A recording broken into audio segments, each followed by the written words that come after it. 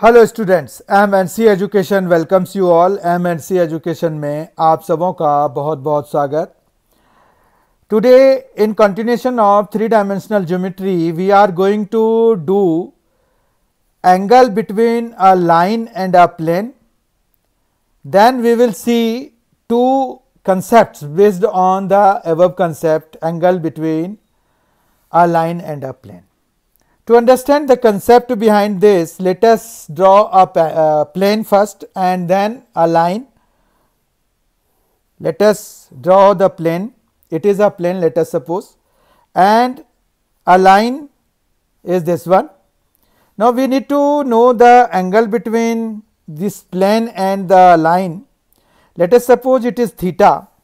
Then how can we get the angle between this plane and the line? इस plane और इस line के बीच का हम अगर एंगल निकालना चाहते हैं तो वो हम कैसे निकाल सकते हैं, वो हम देखना चाह रहे हैं, देखने जा रहे हैं। ठीक है, तो हमारे पास यहाँ पर क्या है कि अगर कोई प्लेन है तो उस पर कोई ना कोई एक नॉर्मल वेक्टर भी दिया होगा।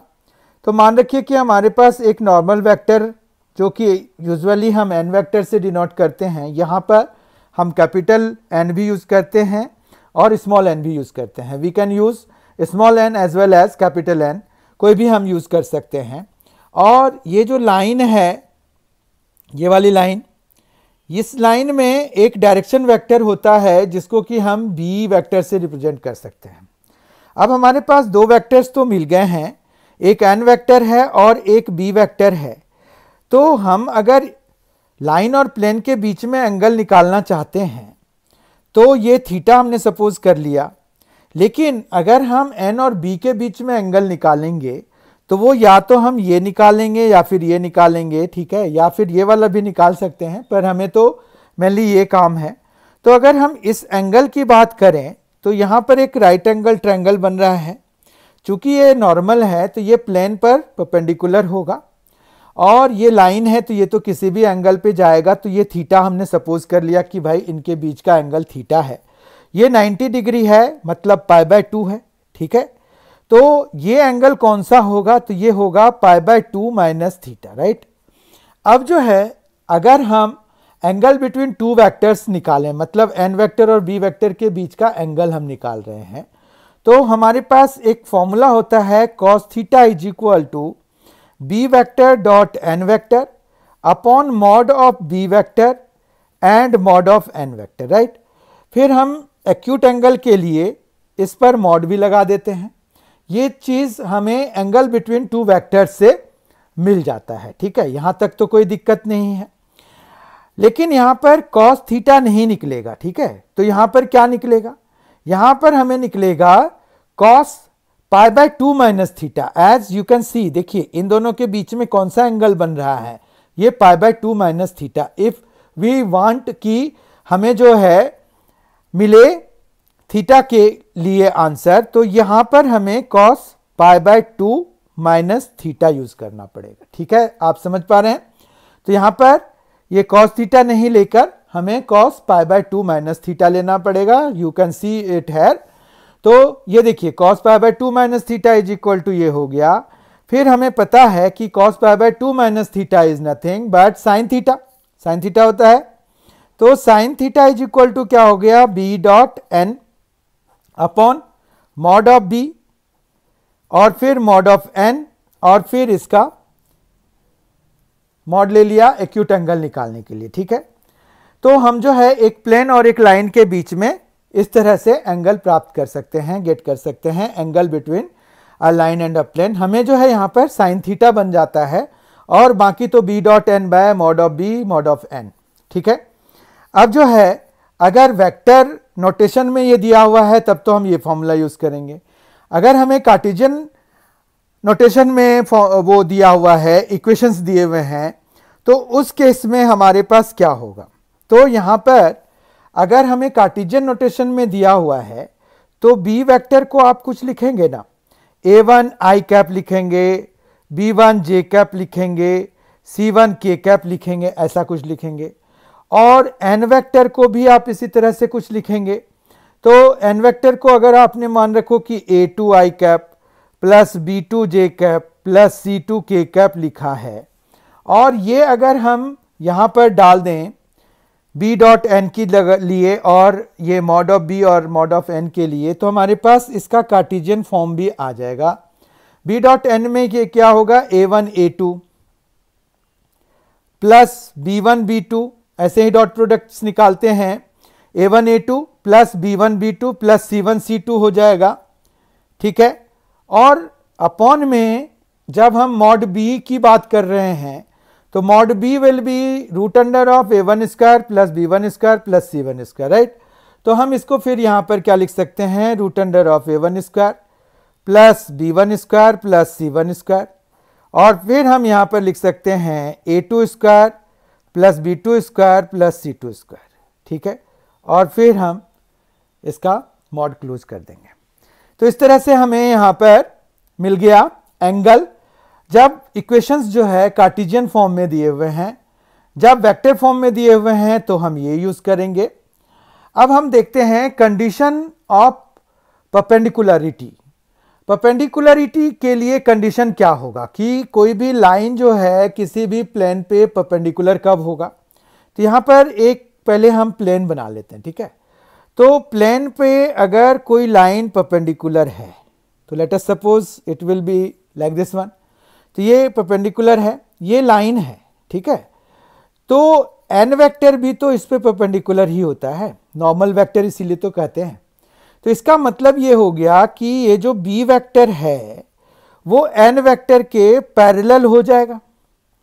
जब ये जो लाइन है वो परपेंडिकुलर है प्लेन पे तो ऐसी बात होगी, ठीक है।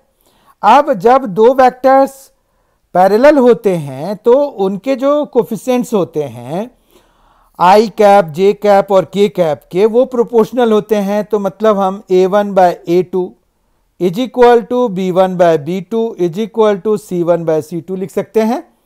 तो ये हमारा कंडीशन फॉर परपेंडिकुलरिटी हो गया। पैरेललिज्म के लिए क्या होगा, अगर कोई भी प्लेन के पैरेलल कोई लाइन अगर हमें दी हुई है तो उस सिचुएशन में हमें क्या मिल रहा है, कैसे पता चलेगा। तो यहां पर देखिए एक लाइन है जो कि इस प्लेन के पैरेलल है, आप देख सकते हैं। फिर यहां पर अगर हमने एक नॉर्मल वेक्टर इसका जो खुद का है वो अगर हमने बनाया तो क्या होगा, बी वेक्टर पे ये लाइन जो है, ये एन वेक्टर जो है वो परपेंडिकुलर हो जाएगा। जब दो परपेंडिकुलर वेक्टर्स होते हैं, यहाँ पर लाइन अगर पैरेलल टू द प्लेन है तो उसके लिए हम कंडीशन निकालने की कोशिश कर रहे हैं। तो यहाँ पर एन वेक्टर और बी वेक्टर आपस में परपेंडिकुलर हो जाएंगे अगर ये line parallel to the plane है, तो आप देख सकते हैं। तो यहाँ पर बी वेक्टर और डॉट एन वेक्टर जो है वो जीरो हो जाना चाहिए। इसका मतलब ये हुआ कि a1 a2 plus b1 b2 plus c1 c2 जो है वो जीरो के बराबर होना चाहिए। ये तब जब कार्टेशियन फॉर्म की बात होगी, जब ये वेक्टर फॉर्म की बात होगी, ठीक है। तो यहां पर अगर वेक्टर फॉर्म की बात होगी तो यहां पर क्या होना चाहिए, b क्रॉस n जो है वो जीरो के बराबर होना चाहिए, ठीक है। तो ये जीरो वेक्टर लिखना पड़ता है क्योंकि क्रॉस प्रोडक्ट वेक्टर में आंसर देगा। तो हमारे पास इस तरह से हमने आज जो है एक कंसेप्ट और उस पर बेस्ड दो ऑब्जर्वेशंस हमने किए। एक पहला जो कंसेप्ट हमने किया कि angle between a line and a plane के लिए फॉर्मूला डिराइव कर लिया और देखा कि वो फॉर्मूला किस तरह से हमें प्राप्त होता है, कैसे मिलता है, how can we obtain the formula between formula of angle between a line and a plane. Formula of angle between a line and a plane के लिए हमने कैसे डिराइव किया, कैसे हम उसको गेट करते हैं वो लिख लिया हमने, वो गेट कर लिया। तो इस तरह से हम अब इन कंसेप्ट के बेसिस पर जो हमने अभी सीखा है उसके बेसिस पर कुछ क्वेश्चन सॉल्व करते हैं। क्वेश्चन नंबर 1 है आज का, find the angle between the line R vector is equal to I plus 2j minus K plus lambda I cap minus J cap plus K cap and the plane R dot 2i minus J plus के is equal to 4। अब अगर ये equation को अगर हम ध्यान से देखें इस इक्वेशन को, तो हमारे पास एक लाइन की इक्वेशन दी हुई है और एक प्लेन की इक्वेशन दी हुई है, ठीक है। तो अब देखिए यहां पर जो लाइन की इक्वेशन दी हुई है उसका बी वेक्टर हम यहां से गेट करते हैं, ये बी वेक्टर आ जाएगा, और जो प्लेन है उसमें से हम नॉर्मल वेक्टर यहां से गेट करते हैं, ठीक है। तो एंगल निकालने के लिए हमें बी वेक्टर की और एन वेक्टर की जरूरत होती है। तो हम जो अगर कंप्लीट सॉल्यूशन लिखने जाएं तो हम इस तरह से लिखेंगे कि given equation of the plane is, ये है आर डॉट 2i माइनस जे प्लस के is equal to 4, therefore n vector is equal to 2i minus J plus k. इसको हम इक्वेशन 1 सपोज कर लेंगे। फिर है गिवन इक्वेशन ऑफ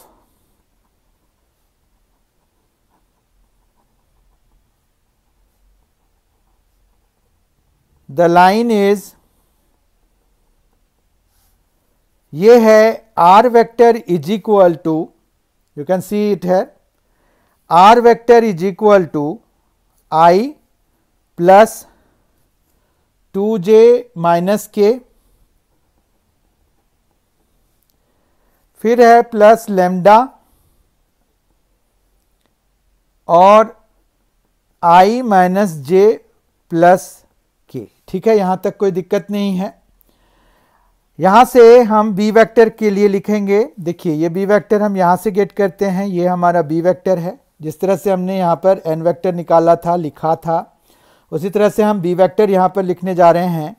वो है आई माइनस जे प्लस के, ठीक है। अब जो है इसको इक्वेशन 2 मान लेते हैं। Angle between this plane and the line, तो हम यहां पर लिख लेते हैं लेट रिक्वायर्ड एंगल बी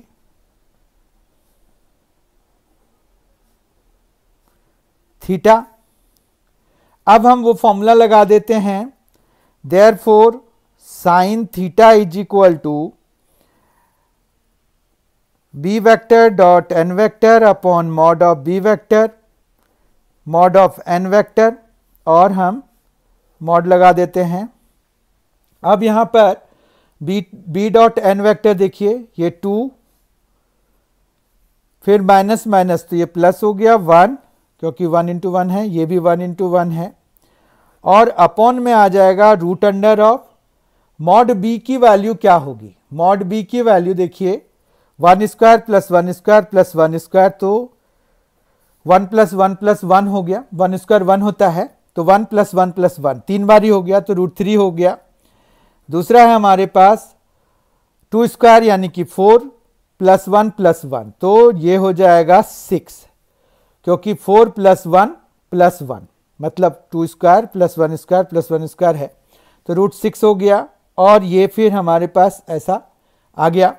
अब जो है अगर हम इसको फिर फर्दर सॉल्व करेंगे तो ये आ जाएगा 4, और ये आ गया हमारे पास 3 रूट 2, ठीक है। क्यों आ गया ये 3 रूट 2? रूट 6 को आप क्या लिख सकते हैं, रूट 6 को लिख सकते हैं रूट 3 इंटू रूट 2, तो ये जब रूट 3 से मल्टीप्लाई होगा तो 3 बन जाएगा, और रूट 2 रह जाएगा क्योंकि उसको किसी से मल्टीप्लाई हम नहीं कर पाएंगे, तो ये 4/3 रूट 2 हो गया।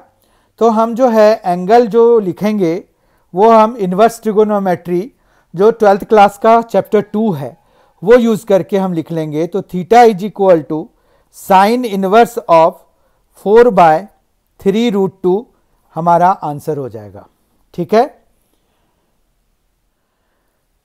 क्वेश्चन नंबर 2 देखते हैं। Find the angle between the line x plus 1/3 is equal to y minus 1/2 is equal to z minus 2/4 and the plane 2x plus y minus 3z plus 4 is equal to 0। अब देखिए ये दोनों ही Cartesian form में हमें equations दिए हुए हैं, line की भी इक्वेशन और प्लेन की भी इक्वेशन, ठीक है। तो हमें कार्टेशियन फॉर्म्स में से कैसे बी वेक्टर और एन वेक्टर निकालते हैं ये हमें पता होना चाहिए। तो सबसे पहले कार्टेशियन इक्वेशन अगर आपको लाइन की दी हुई है तो आपको ये चेक करना है कि ये स्टैंडर्ड फॉर्म में है कि नहीं है, ठीक है। तो स्टैंडर्ड फॉर्म का मतलब ये हो गया कि हमारे पास ये जो इक्वेशन जो भी दिया हुआ है वो x minus x1 by a, y minus y1 by b और z minus z1 by c के फॉर्म का है कि नहीं है। इसका मतलब ये हुआ कि x, y और z के कोफिशिएंट्स 1 होने चाहिए जो कि यहाँ पर हैं, ठीक है। अगर आप देखें इस इक्वेशन को तो आप इसको इजीली कंपेयर करा सकते हैं बिना किसी एडजस्टमेंट के, ठीक है। तो आपको जो मिलेगा वो मिलेगा ए बी सी की वैल्यू हमारे लिए इंपॉर्टेंट है क्योंकि हमें एंगल चाहिए। तो एंगल में पॉइंट्स का कोई कंट्रीब्यूशन अभी फिलहाल नहीं है यहाँ पर, तो हम यहाँ पर ए लिखते हैं अगर तो वो 3 है, बी 2 है और सी जो है वो 4 है। इस तरह से हम बी वेक्टर यहाँ पर लिख सकते हैं, वो हो जाएगा हमारे पास 3i cap plus 2j cap plus 4k cap, ठीक है। ये जो है यहीं से डिनोमिनेटर से ही आ जाता है। अब अगर हम इसकी बात करें तो यहाँ पर ये तो स्टैंडर्ड फॉर्म में ही होंगे। यहाँ पर से जो कोफिशिएंट्स हैं x, y और z के, उससे हमें n वेक्टर तैयार हो जाता है। तो यहाँ पर x का कोफिशिएंट है 2, तो n वेक्टर जो होगा वो 2i cap plus j cap minus 3k cap, ये n वेक्टर आ गया हमारे पास 2, 1 और 3। यहाँ पर हमें साइन का भी ध्यान रखना होता है, ठीक है। उसके बाद हम आगे let theta be the angle, theta be the required angle. तो अगर हमने थीटा को रिक्वायर्ड एंगल माना है तो देयरफॉर या hence sine theta is equal to क्या हो जाएगा, b vector dot n vector by mod of B vector and n vector, ठीक है। और अगर आप कार्टेशियन फॉर्म डायरेक्टली लगाना चाहते हैं तो आपने यहाँ पर ए बी सी लिखा ही है, यहाँ पर आप a1 b1 c1 लिख लीजिए या फिर इसको a1 b1 c1 लिख के फिर फॉर्मूला लगा सकते हैं आप कार्टेशियन फॉर्म वाले, ठीक है। ऐसे वेक्टर फॉर्म में रिड्यूस हो चुका है तो अब आराम से हम इसमें यहाँ से सीधा सीधा वेक्टर फॉर्म ही लगा करके आंसर निकाल सकते हैं। ये देखिए 2 इंटू 3 6 हो जाएगा, 2 इंटू 1 तो 2 हो जाएगा, 4 इंटू माइनस 3 तो माइनस 12 हो जाएगा और अपॉन में आ जाएगा हमारे पास root under of B vector के लिए, मॉड ऑफ बी वेक्टर के लिए 9 प्लस 4 प्लस 16, 9 प्लस 4 प्लस 16 हो जाएगा। जबकि दूसरे वाले के लिए अगर हम बात करें तो वो हो जाएगा 4 प्लस 1 प्लस 9, ठीक है। और यहाँ पर मॉड कर देंगे। इस तरह से हम यहाँ पर देख रहे हैं कि ये जो वैल्यू है मॉड के अंदर में ये 8 माइनस 12 है, अपॉन में रूट अंडर ऑफ ये आ गया 29, ठीक है, रूट अंडर 29 आ गया और ये आ गया रूट अंडर ऑफ 14, ठीक है। तो ये आ जाएगा -4 by root under of 29 into 14 करना पड़ेगा हमें। तो ये मल्टीप्लाई होके हमें क्या देगा 6 और 8 प्लस 6 14 प्लस 9 तो 23 2 2 4 436 आ गया।